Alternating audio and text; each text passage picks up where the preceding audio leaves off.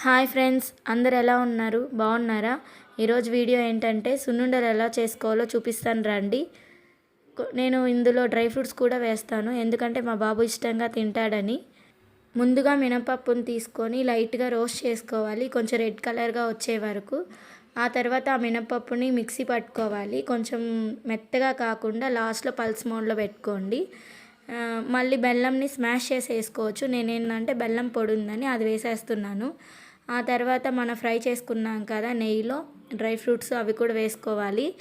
ఇంకా నెయ్యి వేసుకొని మనం ఉండలు వచ్చేలాగా కలుపుకోవాలి. ఆ తర్వాత మనకి ఏ సైజు కావాలో అలాగా సున్నుండల్ని చేసుకోవాలి. లాస్ట్లో మా బాబుకి టేస్ట్ చూపిస్తున్నాను, ఎలా ఉందిరా చెప్పురా అంటే యమ్మీ అమ్మ అని చెప్తున్నాడు. ఇంతే ఫ్రెండ్స్, బాయ్ బాయ్. వీడియో నచ్చితే please like, share and comment. Please subscribe our channel. Bye bye.